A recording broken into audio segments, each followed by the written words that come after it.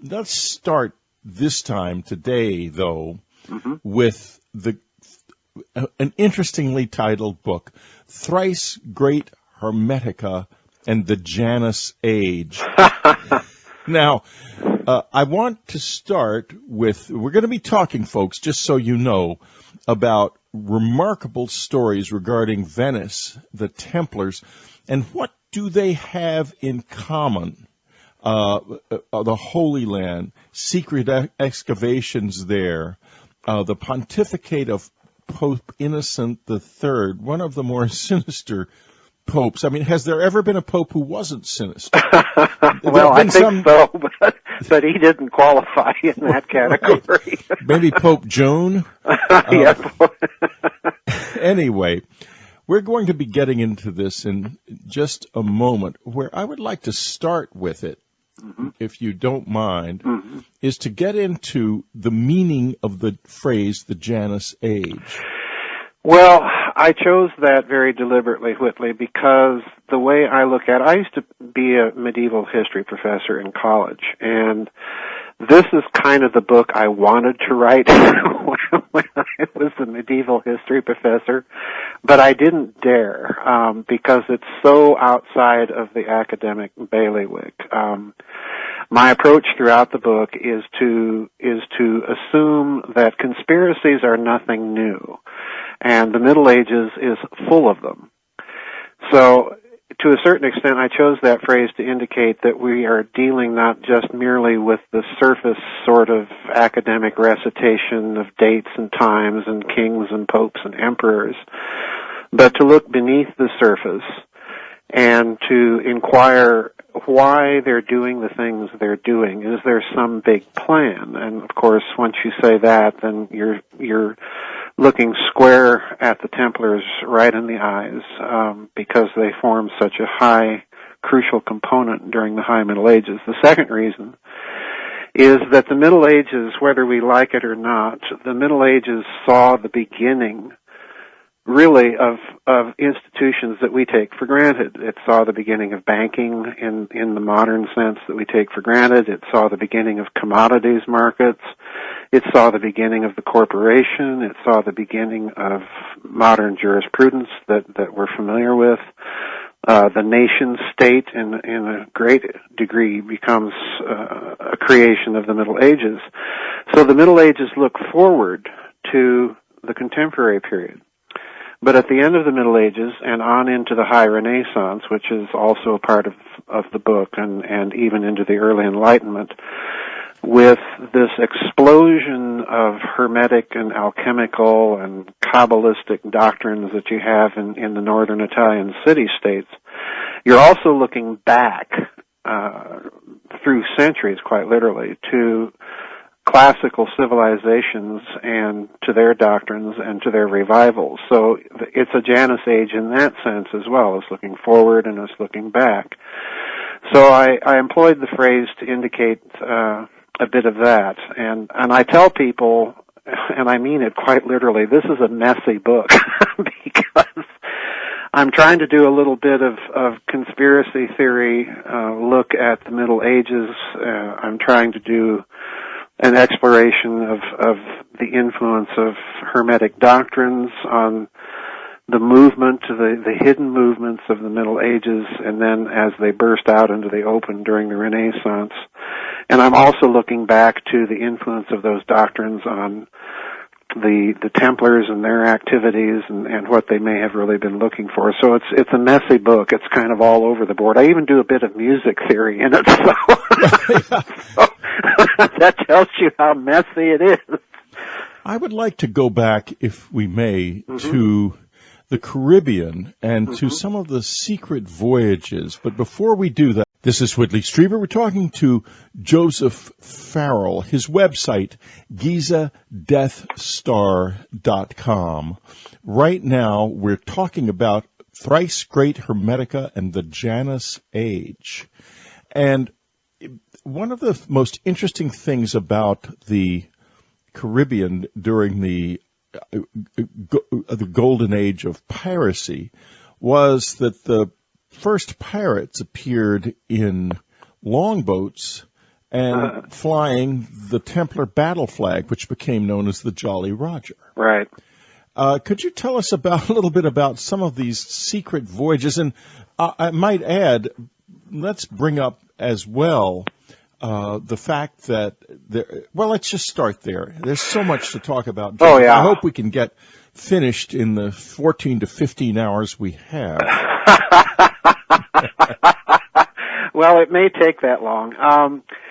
The secret voyages aspect of the Middle Ages, Whitley, are the most fascinating because, as I try and detail in the book, there is no doubt that there is some sort of hidden, very secret activity, probably sponsored by the Templars, if not conducted directly by them, which I think is the case, of voyaging to the New World. And we have evidences of this. We have suggestions of this with the Kennewick Knight, a figure in Massachusetts of a knight, literally on a rock, that is in full armor with carrying a Templar sword. So, what's this doing in Massachusetts?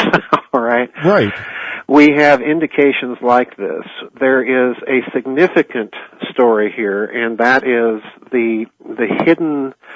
It's not really hidden. It was a given geopolitical fact during the Middle Ages, but it's become more or less obscured by modern academic approaches to history, and that is the alliance between the military crusading orders like the Templars and Hospitallers and the northern Italian city-states, namely Venice and Genoa in particular. The Templars were very closely allied with Venice, and the reason is, it goes back to the Fourth Crusade, and I lay all this out in the book. When you have the statement that 6 French knights show up in Venice at the Doge's palace, at the time that was Enrico Dandolo, the famous blind Doge of Venice, negotiating for the transport of this large crusading army to, supposedly, ostensibly, to the Middle East. And right there, that's a clue, because, of course, French knights should tell you something. It should tell you that there's a Templar connection going on here. Now, in most academic studies, in most academic textbooks, you're not going to get that sort of read on things, but the fact of the matter is, history shows us that the Fourth Crusade was diverted to, ostensibly diverted, I think it was intended to end up at Constantinople from the outset. That's another argument I'm making in the book. But we know that Templars were along because the podesta, the Venetian podesta that was installed after the sacking of Constantinople, was a fellow by the name of Marin Zeno, and that should really set off alarm bells right there. And we'll get to that part of the story in a moment.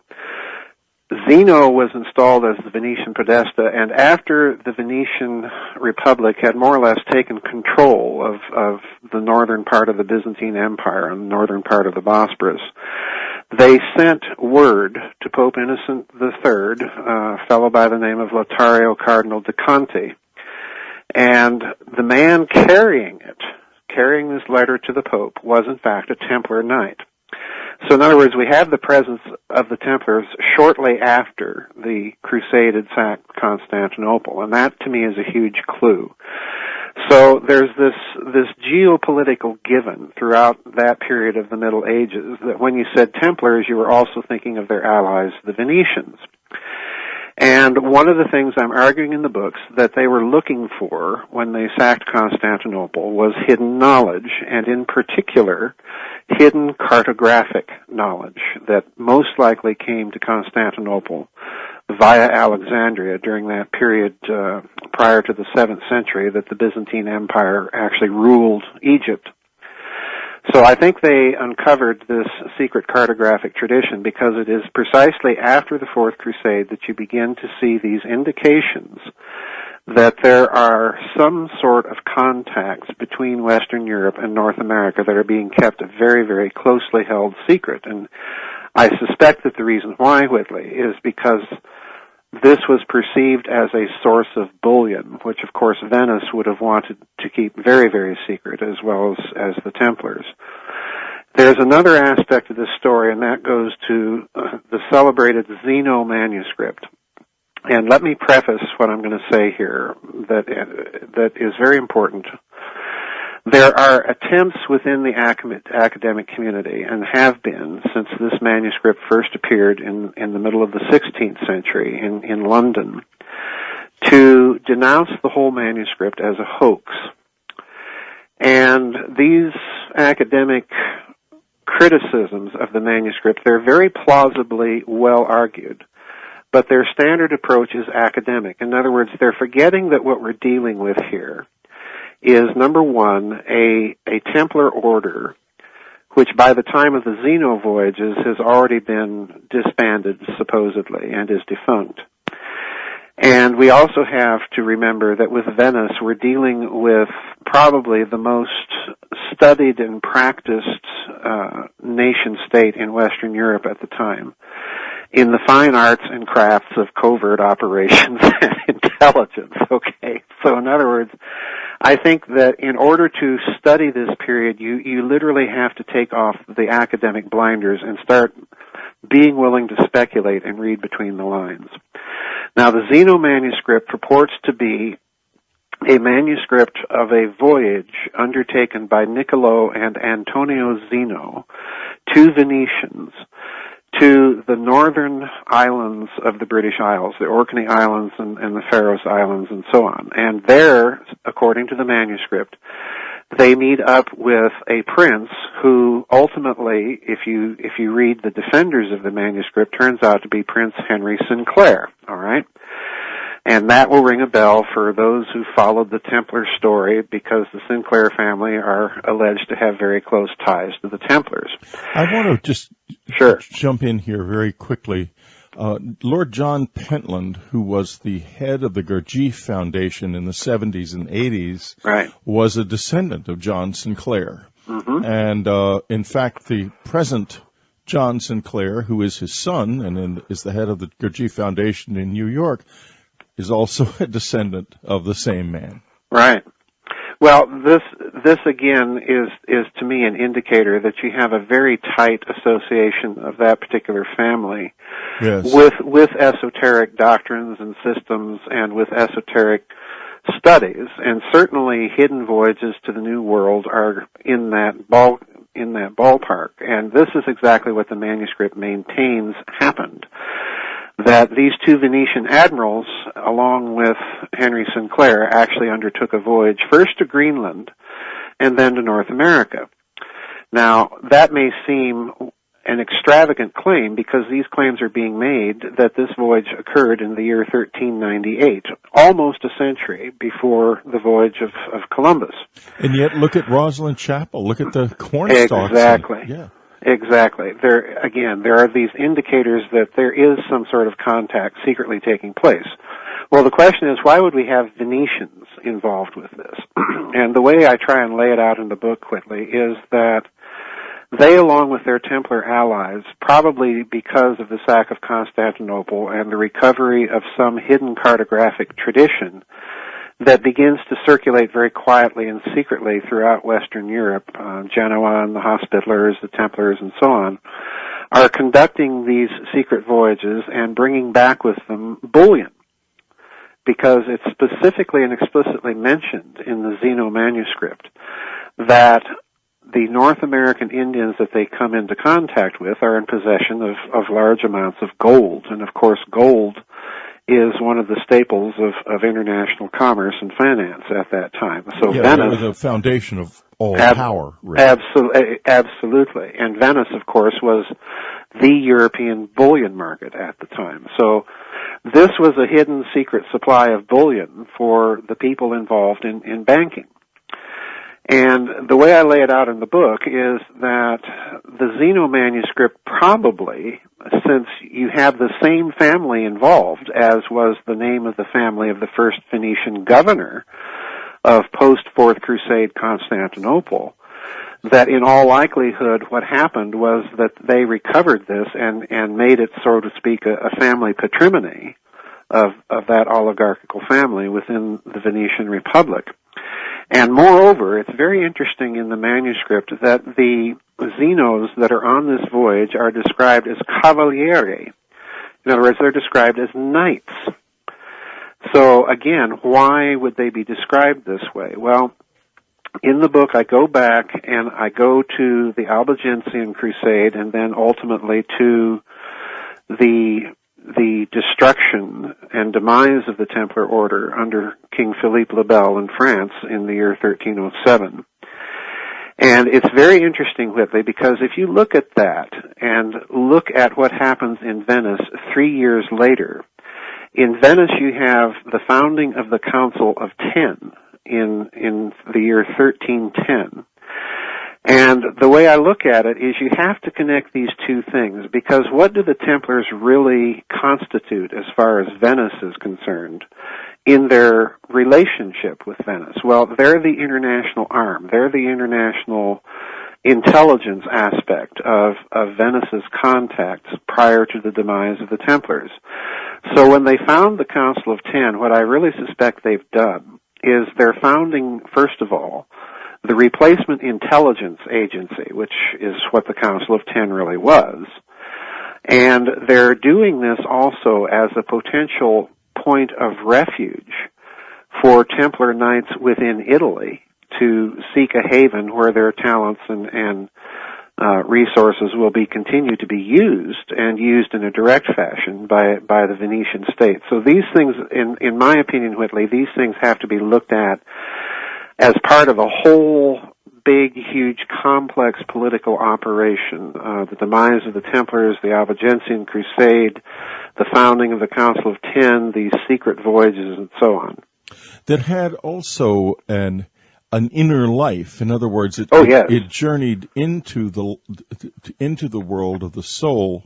Yes. Very definitely. We're going to talk more about this when we get back. We'll be right. Whitley Strieber, we're talking to Joseph Farrell. We're going to have a fascinating extension of this conversation in the subscriber area. We're going to be talking about things like the Voynich manuscript. Joseph's got some very interesting things to say about it. I've always wanted to ask him his thoughts about it. We'll do that later, Joseph. But also, the skull and crossbones, which Masonic scholar P.D. Newman has identified as being a legitimate Masonic symbol as well, and what it means, what that symbol means, and why it is, and what the dead head was of the Templars.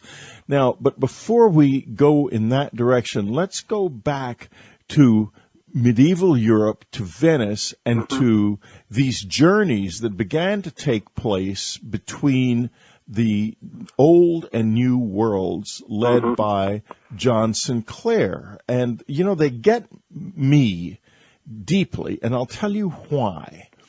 I think there is, first of all, a very much of an intact Masonic Templar movement in Canada. Yes. Then they do have a lot of esoteric knowledge. Yes. And I can never forget that extraordinary man, the master of the key, who was so richly knowledgeable, said to me, "I'm a Canadian, but I don't pay taxes," implying that he was a Canadian from before Canada existed, and his family had simply never registered itself. Right. And I think of the Mi'kmaq Indians. And so tell us a little bit about the Mi'kmaqs. Well, the Mi'kmaqs figure extremely prominently in the Zeno manuscript, although they are not named as such. But it's very clear. A scholar by the name of Frederick J. Pohl, P-O-H-L, wrote a study of the Zeno manuscript and compared its assertions with the claims of the Mi'kmaq legends. And the Mi'kmaq peoples preserved several statements that find their way into Pohl's book. One of them is, first of all, that they were in contact with white people from across the ocean. And when the Zenos and Henry Sinclair show up and meet these people, most likely in some place in Nova Scotia, the extraordinary thing that they discover is that the chief that they encounter, the local tribal chief of the Mi'kmaq nation, had in his possession books in his library in Latin.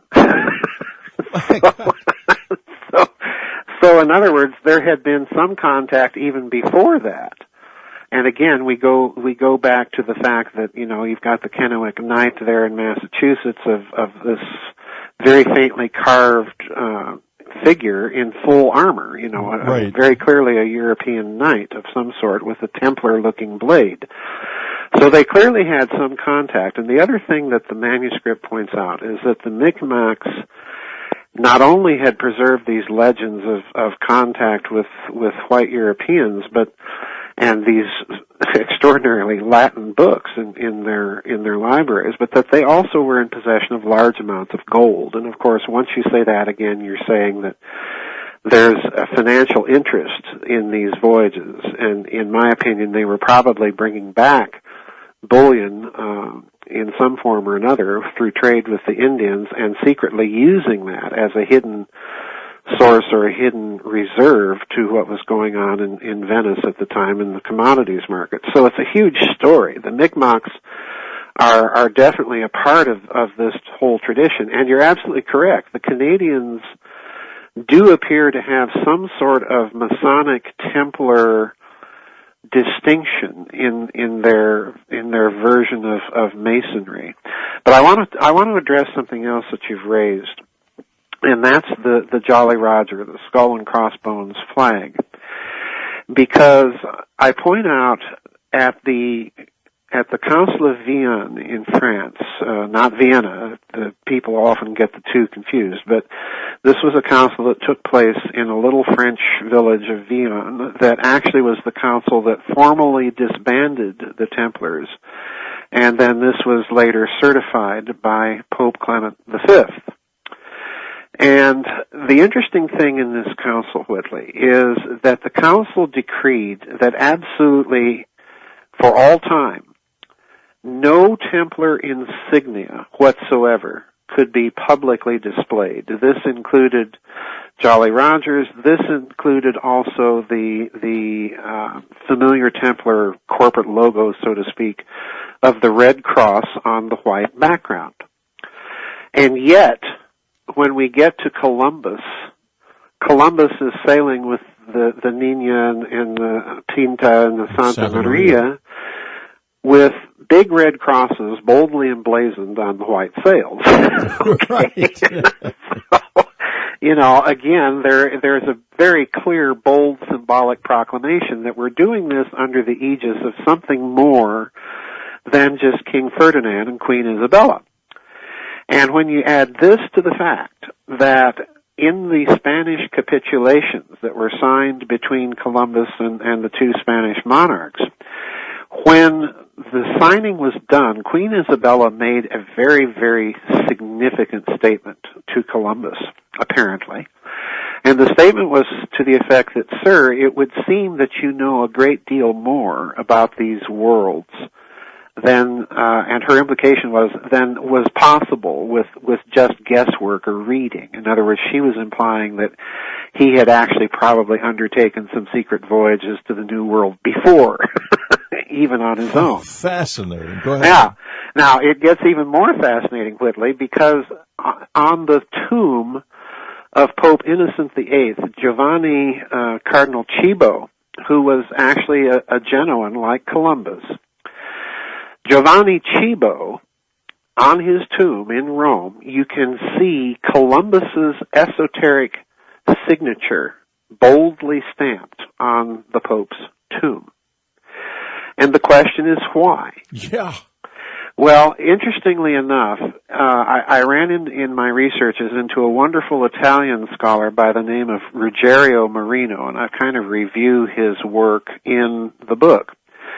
And Marino comes to the conclusion that Columbus may have been one of the Pope's many children. And now here's the really interesting thing about this. When Cardinal Cibo was in the conclave that eventually elected him Pope, his other opponent was described as a knight, as was Cibo. So in other words, both papal candidates, in that conclave that eventually elected him to be Pope Innocent VIII were apparently members of the crusading military orders, but we're not told which ones. We only know that they were described as knights.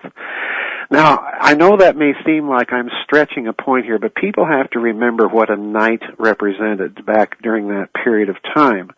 A knight was a complex, very expensive military technology.